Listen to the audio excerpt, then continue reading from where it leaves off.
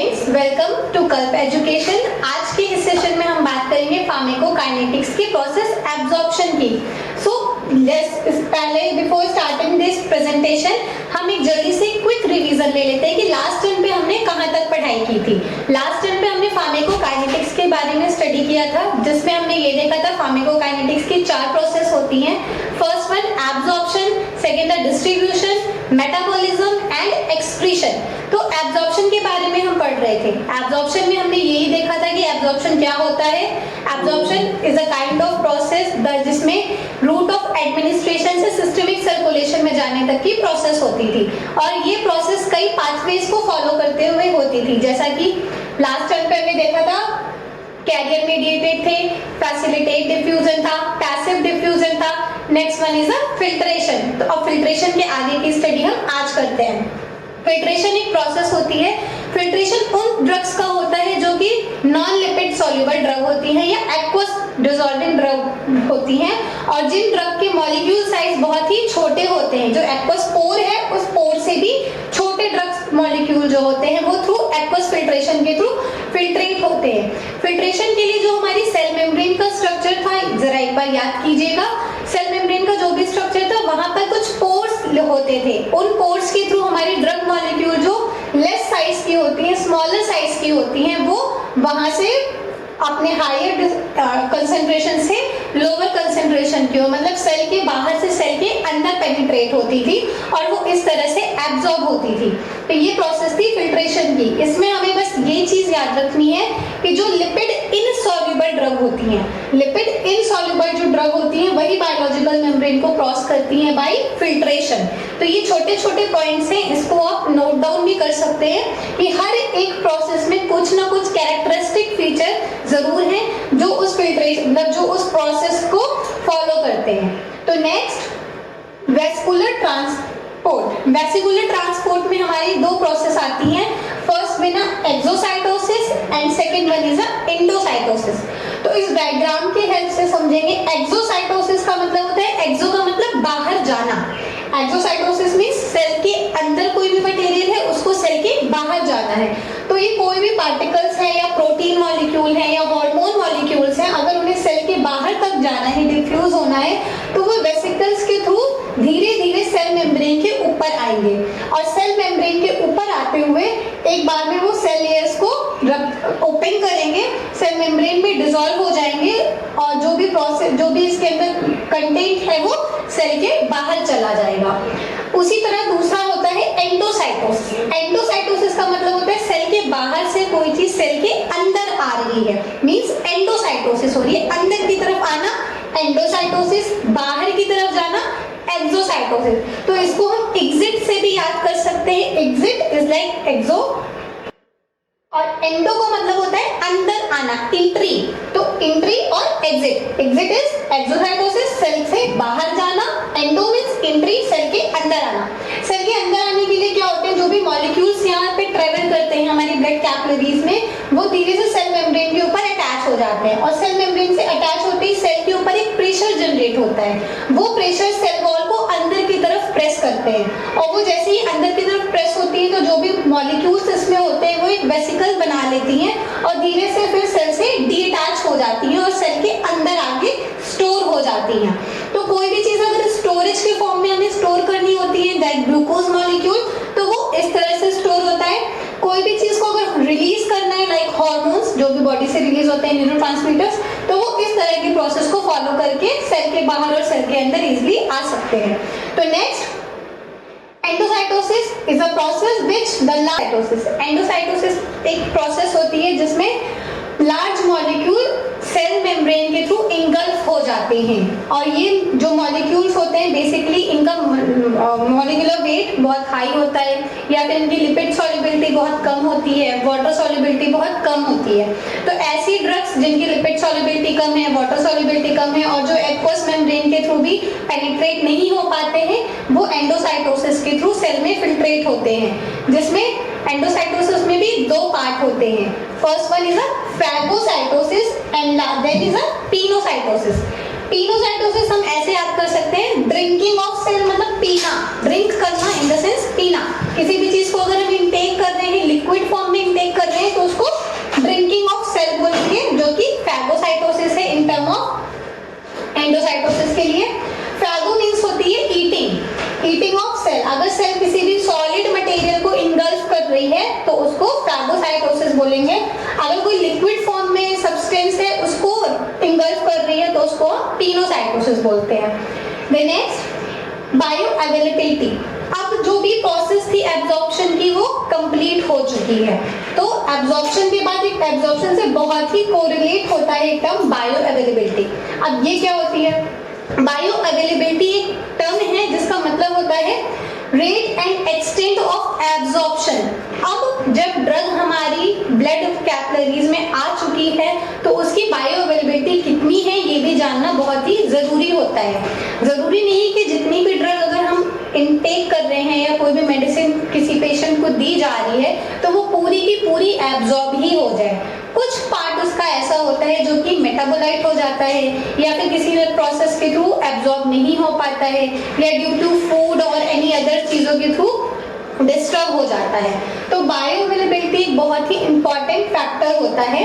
इसमें हम इसकी डेफिनेशन देखते हैं। ये एक फ्रैक्शन होता है, फ्रैक्शन ऑफ एडमिनिस्टर्ड ड्रग जो कि सिस्टमिक सर्कुलेशन में पहुंच रही है इन अनचेंज फॉर्म। यहाँ पे हमने अनचेंज और सिस्टमिक सर्कुलेशन को हाईलाइट किया है। इसको आप नोट डाउन कर लीजिए, अपने दिमाग में एकदम अच्छे से फिक्स कर लीजिए कि बायो अवेलेबिलिटी जहां भी हम बात करेंगे वो सिस्टमिक सर्कुलेशन में अनचेंज फॉर्म की ड्रग ही होनी चाहिए।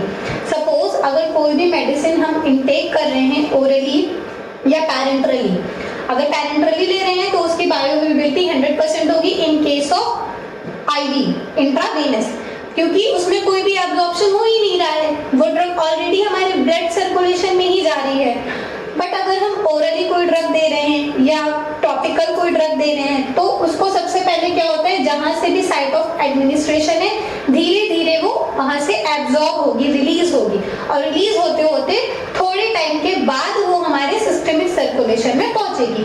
और जब तक वो सिस्टमिक सर्कुलेशन में पहुंचेगी उसी के बाद उसका डिस्ट्रीब्यूशन स्टार्ट होगा। तो डिस्ट्रीब्यूशन से पहले हमें बायो अवेलेबिलिटी के बारे में बहुत अच्छे से जानना है। जो भी ड्रग जो है अनचेंज फॉर्म में होगी वही हमारी बायो अवेलेबिलिटी के लिए होगी, मतलब उसी की कंसंट्रेशन मेन मायने रखेगी। जो ड्रग अनचेंज फॉर्म में होगी वही हमारा फार्माकोलॉजिकल एक्टिविटी भी देगी। ठीक, देन नेक्स्ट बायो अवेलेबिलिटी जो भी हमने अभी बताया आईवी फॉर्म की 100% होती है। तो ये भी एक बहुत ही इंपॉर्टेंट टर्म है, इसको आप नोट डाउन भी कर सकते हैं। ये एमसीक्यूज में भी या फिर किसी अदर एग्जाम में भी पूछा जा सकता है कि कौन से रूट की ड्रग की बायो अवेलेबिलिटी 100% होती है, तो वो होती है इंट्रावेनस रूट की होंगी। और अगर हम दूसरे ड्रग्स की बात करें दूसरे रूट की, तो वो कई चीजों से डिस्टर्ब हो सकती है। तो पहला है इनकम्प्लीट एब्जॉर्प्शन ऑफ ड्रग, जो भी अभी हमने प्रोसेस देखी है उन प्रोसेस में 100% ड्रग एब्जॉर्ब नहीं हो पाती है। और दूसरा होता है फर्स्ट पास मेटाबॉलिज्म। तो ये दोनों चीजें क्या होती हैं वो हम आगे के बारे में देखेंगे। तो यहाँ पर एक डायग्राम है जिसके थ्रू हम समझ सकते हैं कोई भी ड्रग अगर हम इनिशियली दे रहे हैं इन फॉर्म ऑफ इंजेक्शन, यहाँ पे ये सिरिंज का फॉर्म है जिसका एब्जॉर्प्शन यहाँ पर है, और कोई ड्रग ओरली दे रहे हैं कैप्सूल के फॉर्म में, तो जो इंजेक्टेड ड्रग है वो डायरेक्ट हमारे ब्लड कैपिलरीज में जा रही है, ब्लड वेसल्स में जा रही है, तो उसको एब्जॉर्ब होने की जरूरत नहीं है, वो डायरेक्टली ही डिस्ट्रीब्यूट हो जाएगी और अपने साइट ऑफ एक्शन पे पहुंच जाएगी। बट अगर ओरल की बात करते हैं तो वो सबसे पहले हमारे जीआईटी में जाएगी, जीआईटी में कुछ देर रहने के बाद उसका डिसइंटीग्रेशन होगा, उसके बाद वो धीरे धीरे हायर टू लोअर एब्जॉर्ब होती रहेगी।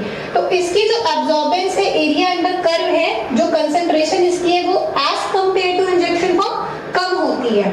तो इसीलिए जो ओरल ड्रग्स दी जाती है उनकी डोज हमेशा ज्यादा दी जाती है, क्योंकि जिसके कंपेयर में वो एक टाइम के बाद अपने फिक्स अमाउंट में आ सके और अपना एक्शन शो कर सके।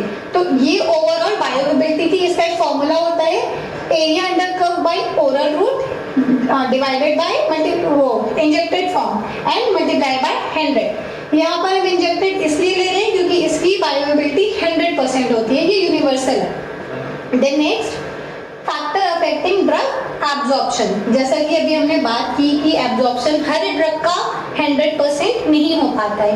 कुछ फैक्टर्स होते हैं जो बायोलॉजिकल फैक्टर्स पे डिपेंड होते हैं, कुछ pharmaceutical factor in the means drug से रिलेटेड कुछ फैक्टर्स होते हैं और कुछ हमारी बॉडी की वजह से होते हैं। तो बॉडी की वजह से तो फर्स्ट पास मेटाबॉलिज्म, मतलब कि कोई भी ड्रग अगर हम इनटेक कर रहे हैं वो हमारी जीआईटी में जाएगी, जीआईटी में जाने के बाद वो हमारे लीवर पोर्टल में जाएगी और जब पोर्टल में जाएगी तो उसका थोड़ा सा मेटाबॉलिज्म हो जाएगा, कुछ परसेंट मेटाबोलाइज हो जाएगी, मतलब वो अनचेंज से चेंज फॉर्म में आ जाएगी। और जैसे ही वो ड्रग चेंज हो जाएगी तो ऑब्वियसली उसका कोई भी एक्शन एज सच नहीं आएगा। Second, GIT motility. जीआईटी में अगर बहुत ही ज्यादा कॉन्स्ट्रिक्शंस है या कॉन्स्टिपेशन है या डायलेशन है बहुत ही, तो उस केस में भी एब्जॉर्प्शन थोड़ा सा इफेक्ट हो जाता है। सरफेस एरिया ऑफ गट, हर किसी पेशेंट इंसान का जो सरफेस एरिया है, स्टमक का जो साइज है वो अलग अलग होता है, तो उस बिहाफ पे भी सरफेस जितना ज्यादा होगा एब्जॉर्प्शन उतना ज्यादा होगा, सरफेस एरिया जितना कम होता जाएगा एब्जॉर्प्शन उतना ही कम होता जाएगा। And then presence of food particles की वजह से अगर फूड वहाँ पे प्रेजेंट है हमारे स्टमक में और उसके बाद अगर हम कोई मेडिसिन ले रहे हैं तो वो भी हमारे एब्जॉर्प्शन में कहीं ना कहीं रुकावट डालेगी। कई सारे एंजाइम्स ऐसे हो जाते हैं जो वहाँ पर आके उस ड्रग को मेटाबोलाइज कर देते हैं या इनएक्टिव फॉर्म में कर देते हैं। अगर हम ड्रग की बात करें तो उस ड्रग की फिजिकल स्टेट क्या है, अगर वो और टैबलेट है, कैप्सूल है, सिरप है, इंजेक्शन है, स्प्रे फॉर्म में है, गैसेस फॉर्म में है, तो स्टेट उसकी बहुत ही ज्यादा इंपॉर्टेंट रखती है फॉर एब्जॉर्प्शन पर्पस। सेकेंड, उसका मॉलिक्यूलर वेट कितना है, जितना ज्यादा मॉलिक्यूलर वेट होगा ड्रग उतनी कम एब्जॉर्ब होगी और जितना कम मॉलिक्यूलर वेट होगा ड्रग इजिली पैसिव डिफ्यूजन के थ्रू एब्जॉर्ब होती जाएगी। फिर पार्टिकल साइज उस ड्रग का कितना है, जैसा कि कोई भी टैबलेट है होती तो राउंड फॉर्म में है बट इनटेक करने के बाद वो अपने स्मॉल पार्टिकल्स में डिसइंटीग्रेट हो जाती है। जैसे कि फॉर एग्जांपल अगर हम डिस्प्रिन की बात करें, आप उसको जब वाटर में डालेंगे ग्लास में पानी भर के तो वो धीरे धीरे लिबरेट होने लगती है, अपने एक पार्टिकल्स में, इंडिविजुअल पार्टिकल्स में सेपरेट हो जाती है। तो वैसे ही हमारी जीआईटी में भी जब कोई ड्रग जाती है तो वो डिसइंटीग्रेट हो जाती है। पार्टिकल साइज जितना बड़ा होगा एब्जॉर्प्शन उतना कम होगा और पार्टिकल साइज जितना छोटा होगा एब्जॉर्प्शन उतना बेनिफिट होगा, अच्छा होगा। देन सॉल्युबिलिटी ऑफ ड्रग, वो ड्रग लिपिड सॉल्युबल है या वाटर सॉल्युबल है, ये भी एक बहुत ही इंपॉर्टेंट फैक्टर होता है एब्जॉर्प्शन के लिए। ओके, तो ये पूरा ओवरऑल फैक्टर था जिसको आप अपने टर्म्स में डिफाइन भी कर सकते हैं अगर ये आपके एग्जाम में आता है तो। नेक्स्ट अब हम बात करते हैं डिस्ट्रीब्यूशन की। डिस्ट्रीब्यूशन जो कि सेकेंड पैरामीटर था फार्माकोकाइनेटिक्स का आफ्टर एब्जॉर्प्शन। अगर एक बार हमारी ड्रग एब्जॉर्ब हो गई है, सिस्टमिक सर्कुलेशन में पहुंच चुकी है, तो अब उस ड्रग का क्या काम है, उस ड्रग को आगे की तरफ मूव करना है, अदर टिश्यू तक जाना है और अपने साइट ऑफ एक्शन तक पहुंचना है। सो डिस्ट्रीब्यूशन का मतलब ही है हर चीज में डिस्ट्रीब्यूट करना, बॉडी की एक एक टिश्यू में, एक एक सेल में जहां भी साइट ऑफ एक्शन है वहां तक उस ड्रग का पहुंचना। तो ये प्रोसेस जो होती है वो डिस्ट्रीब्यूशन के अंदर आती है। और डिस्ट्रीब्यूशन में बेसिकली तीन हमारे फ्लूइड होते हैं बॉडी में, तीन फ्लूइड कंपार्टमेंट है। फर्स्ट इज प्लाज्मा, प्लाज्मा है, इंटरस्टिशियल फ्लूइड और इंट्रासेल्युलर फ्लूइड। तो जो हमारी ड्रग होती है ब्लड में एब्जॉर्ब होने के बाद वो इन तीनों जगह डिफरेंट रेशियो में जाती है और यही रेशियो उस ड्रग के डिस्ट्रीब्यूशन को डिफाइन करता है कि ड्रग किस कंपार्टमेंट में कितनी देर और कितने अमाउंट में स्टे कर रही है। तो ड्रग का जो मूवमेंट है वो कॉन्टिन्यूअसली होता रहता है, प्लाज्मा टू इंटरस्टिशियल फ्लूइड और इंट्रासेल्युलर फ्लूइड में वो मूव करती रहती है। Next, the extent of distribution of drug and it's pattern, जो भी उस ड्रग का डिस्ट्रीब्यूशन पैटर्न है वो कुछ पैरामीटर्स पे डिपेंड करता है, जिसमें कि पहला होती है लिपिड सॉल्युबिलिटी। अगर सपोज वो ड्रग बहुत ही ज्यादा लिपिड सॉल्युबल है, मतलब हाईली लिपिड सॉल्युबल है, तो वो एक बार ब्लड कैपिलरीज में आएगी, अपने साइट ऑफ एक्शन तक जाएगी, बट क्योंकि वो बहुत ज्यादा लिपिड सॉल्युबल है तो वो उस साइट ऑफ एक्शन को भी क्रॉस कर जाएगी। तो कहने का मतलब ये है कि वो अपनी ज्यादा लिपिड सॉल्युबिलिटी की वजह से एक्शन देने में फेल हो गई है। या अगर ड्रग की लिपिड सॉल्युबिलिटी बहुत ही ज्यादा कम है, हद से ज्यादा कम है, तो वो बॉडी में एब्जॉर्ब ही नहीं हो पाएगी। सपोज इन केस वो एब्जॉर्ब हो भी जाती है तो वो अपने साइट ऑफ एक्शन तक नहीं पहुंच पाएगी। तो ये भी एक पैरामीटर होता है डिस्ट्रीब्यूशन के लिए। Then ionisation at physiological pH, जैसा कि हमने बात किया था लाइक डिसॉल्व, लाइक एसिडिक कोई भी ड्रग है तो वो अपने एसिडिक मीडियम में ही डिसॉल्व होगी और बेसिक जो ड्रग है वो बेसिक में ही डिसॉल्व होगी। यहाँ आयोनाइजेशन का क्या मतलब है? आयोनाइजेशन का मतलब है ड्रग अपने अनचेंज फॉर्म में है। सपोज ड्रग के ऊपर कोई भी चार्जेस नहीं है, क्योंकि हमारी जो सेल लेयर है, सेल मेम्ब्रेन है, वो न्यूट्रल चार्ज है, सेल मेम्ब्रेन के ऊपर कोई चार्ज नहीं होता है। तो इसीलिए जब वो बॉडी में एब्जॉर्ब होगी ब्लड वेसल्स के थ्रू अपने साइट ऑफ एक्शन पे, तो उसके ऊपर भी कोई चार्ज नहीं होने चाहिए। तो इसीलिए एसिड में अगर हम एसिड को मिक्स करेंगे तो उसके ऊपर कोई एक्स्ट्रा आयन नहीं आएगा। इसीलिए फिजियोलॉजिकल पीएच पे जो भी पीएच उसका है, अगर वो ब्लड में है तो ब्लड के पीएच पे काम करनी चाहिए, यूरिन में है तो यूरिन के पीएच पे काम करनी चाहिए, इंटेस्टाइन में है, जीआईटी में है, जहां पर भी है वो जिस भी कंपार्टमेंट में है उसको उसी पीएच लेवल पे काम करना है। वो आयोनाइज नहीं होनी चाहिए, आयन उसके ऊपर नहीं आने चाहिए। Then second, extent of binding to plasma and tissue protein. अब इसका क्या मतलब है?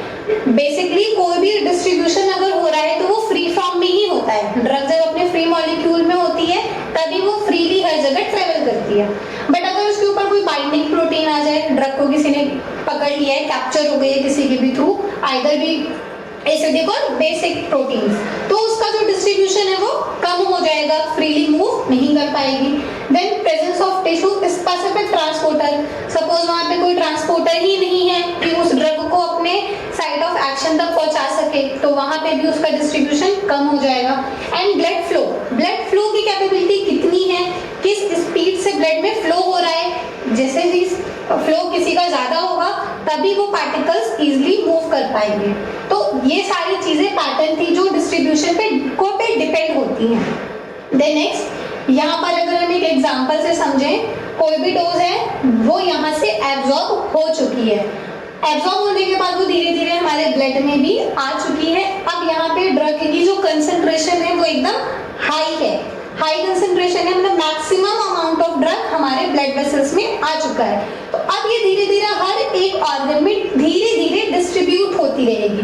डिस्ट्रीब्यूट इन द सेंस वो अपने टारगेट मॉलिक्यूल तक जाएगी, फिर वहां से रिटर्न आएगी, क्योंकि बॉडी ड्रग को स्पेसिफाई नहीं है कि उसको कौन से रिसेप्टर से बाइंड होना है, तो वो बॉडी के अदर टिश्यू पे भी बाइंड होगी और वहां से अननेसेसरी रिस्पॉन्स देगी, जिसको साइड इफेक्ट या टॉक्सिसिटी में हम मेजर करेंगे।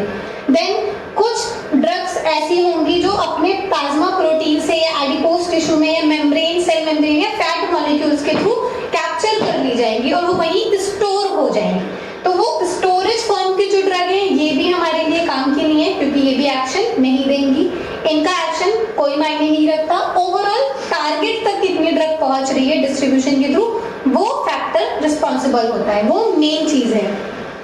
तो इसके लिए टारगेट तक कितनी ड्रग जा रही है वो पढ़ने के लिए हमें वॉल्यूम ऑफ डिस्ट्रीब्यूशन का समझना बहुत जरूरी है।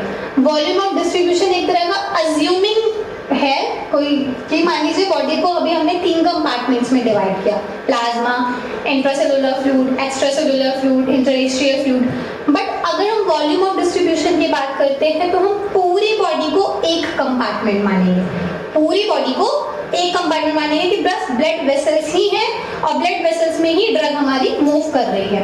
तो वॉल्यूम ऑफ डिस्ट्रीब्यूशन ये कुछ इस तरह होता है कि अगर मान लीजिए 5 mg की कोई ड्रग हम दे रहे हैं, 5 mg की ड्रग देने के बाद उसका स्टमक में एब्जॉर्प्शन होगा, वो कुछ टाइम के बाद, नॉट इंस्टेंट, कुछ टाइम के बाद 15 से 20 मिनट 30 मिनट के बाद वो ब्लड वेसल्स में आएगी।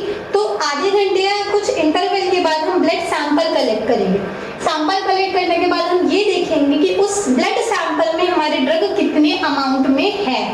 जितने अमाउंट में वो ड्रग होती है, सपोज 1 mg पर लीटर है, तो हम ये अज्यूम मानेंगे कि जो साइट ऑफ एक्शन पे जो ड्रग है वो 5 mg पर लीटर है, तो उस ड्रग को 5 लीटर तक डिस्ट्रीब्यूट हो जाना चाहिए। तो इसी की तरह हम उस वॉल्यूम का ड्रग का वॉल्यूम ऑफ डिस्ट्रीब्यूशन निकालते हैं, तो जिसमें ड्रग पूरी तरह से ब्लड वेसल्स में डिसॉल्व हो जाती है। नेक्स्ट, वॉल्यूम ऑफ डिस्ट्रीब्यूशन जितना ज्यादा होगा, मतलब ब्लड में ड्रग जितनी ज्यादा होगी उसकी प्लाज्मा प्रोटीन बाइंडिंग उतनी कम होगी, ऑब्वियसली, क्योंकि जब ड्रग फ्री फॉर्म में है वो तभी तभी मूव करेगी। अगर किसी प्रोटीन के थ्रू वो बाइंड हो चुकी है, स्टोर हो चुकी है, तो वो ब्लड में ट्रेवल नहीं करेगी, उसका अमाउंट हमारे ब्लड में नहीं डिटेक्ट होगा। देन अगर वॉल्यूम ऑफ डिस्ट्रीब्यूशन लो है तो प्लाज्मा प्रोटीन बाइंडिंग उसकी हाई होगी, क्योंकि उस ड्रग को किसी न किसी प्रोटीन ने ले लिया है और उसको कहीं स्टोर कर दिया है, तो इसका रिजल्ट हमारे रिजल्ट में एनालिसिस में नहीं आएगा। सेकेंड, वॉल्यूम ऑफ डिस्ट्रीब्यूशन अगर हाई है तो जो उसकी टी हाफ होती है, मतलब उस ड्रग का जो मैक्सिमम काम करने का जो कंसंट्रेशन टाइमिंग है वो कम हो जाएगी। सेम उसी तरह अगर वॉल्यूम ऑफ डिस्ट्रीब्यूशन लो है तो उसका टी हाफ हाई हो जाएगा, क्योंकि उसको स्पेसिफिक टाइम में अपना रिस्पॉन्स भी शो करना है, भले ही उसको वॉल्यूम ऑफ डिस्ट्रीब्यूशन ज्यादा हो या कम हो। अगर ज्यादा है तो उसके लिए हमें ये पैरामीटर्स को फॉलो करना होगा, अगर कम है तो उसकी इस प्रॉपर्टी को हमें बढ़ाना होगा। प्लाज्मा प्रोटीन बाइंडिंग, अब ये क्या होती है? प्लाज्मा प्रोटीन, जैसे कि हमारे प्लाज्मा में कई सारी प्रोटीन्स होती हैं, प्रोटीन मॉलिक्यूल ट्रेवल करते रहते हैं, जो कि टाइम टू टाइम जो भी ड्रग मॉलिक्यूल आ रहा है उसको अपनी एक जगह से कैरी करके साइट ऑफ एक्शन तक ले जाते हैं या फिर उसको स्टोर करवा देते हैं। तो जितनी भी एसिडिक ड्रग होती हैं वो प्लाज्मा एल्ब्यूमिन के थ्रू बाइंड होती है। प्लाज्मा एल्ब्यूमिन हमारी एसिडिक ड्रग को का एक तरह से कैरियर होता है। जितनी भी हमारी ड्रग्स होती हैं एसिडिक मीडियम की, जो एसिडिक मीडियम में ही डिसॉल्व हो रही है, वहीं से एब्जॉर्ब भी हो रही है, साथ ही साथ वो एल्ब्यूमिन प्लाज्मा से बाइंड होगी और अपने साइट ऑफ एक्शन तक जाएंगी या फिर टिश्यू तक जाएंगी जहां पर उनको स्टोर होना है। Second, basic drug bind with alpha 1 acid glycoprotein. यहाँ कंफ्यूजन किसी चीज को नहीं होनी चाहिए। अल्फा 1 एसिड ग्लाइकोप्रोटीन नाम जरूर है बट ये बेसिक नेचर की ड्रग को कैरी करते हैं। एसिड ड्रग के लिए हमें एल्ब्यूमिन याद रखना है। So A for acid, A for albumin. Acid से एल्ब्यूमिन बाइंड हो रहा है, बेसिक से ग्लाइकोप्रोटीन बाइंड हो रही है, भले ही उसके आगे अल्फा 1 एसिड नाम लगा हो बट स्टिल वो बेसिक नेचर की ही ड्रग को कैरी करेगा। Second, blood brain barrier. इसके बारे में हम सभी जानते हैं, कुछ ड्रग्स ऐसी हो 100 सारी ड्रग्स हमारे सीएनएस तक नहीं पहुंच पाती हैं due to presence of blood brain barrier. इस बैरियर का अगर हम एक स्मॉल लिख दें, एंडोथेलियल सेल्स का बना बहुत ही डेंस कनेक्शन होता है एंडोथेलियल सेल्स का, जिसमें इंट्रासेलुलर पोर नहीं होते हैं और ये लिपिड सॉल्युबल और अनआयोनाइज्ड ड्रग को ही अलाउ करते हैं अपने बैरियर को क्रॉस करके सीएनएस में जाने के लिए। तो जितनी भी सीएनएस एक्टिंग ड्रग होती हैं, 100% सीएनएस एक्टिंग ड्रग इन तीनों पैरामीटर्स को फॉलो करती हैं, बहुत ही लिपिड सॉल्युबल होंगी, अनआयोनाइज्ड होंगी, इसीलिए वो इजीली ब्लड ब्रेन बैरियर को क्रॉस कर जाएगी। अदर जो ड्रग है जिनका हमें एक्शन नहीं देखना है सीएनएस में, वो इस बैरियर को क्रॉस नहीं कर पाएंगे, तो वहां पे इनका डिस्ट्रीब्यूशन कम हो जाता है। प्लासेंटल बैरियर की अगर बात करें, प्लासेंटल बैरियर भी सेम ब्लड ब्रेन बैरियर की तरह ही काम करता है, इसीलिए जब जो लिपिड सॉल्युबल ड्रग्स होती हैं, अनआयोनाइज्ड ड्रग होती हैं और molecular weight less than 500 Dalton, यहाँ पर एक कंडीशन और आ गई है, molecular weight less than 500 Dalton, इससे कम की होती है वो ड्रग हमारे प्लासेंटा को क्रॉस कर सकती हैं। अदरवाइज बाकी ड्रग प्लासेंटा को क्रॉस नहीं कर सकती हैं, वो सेफ फॉर मदर्स होती हैं।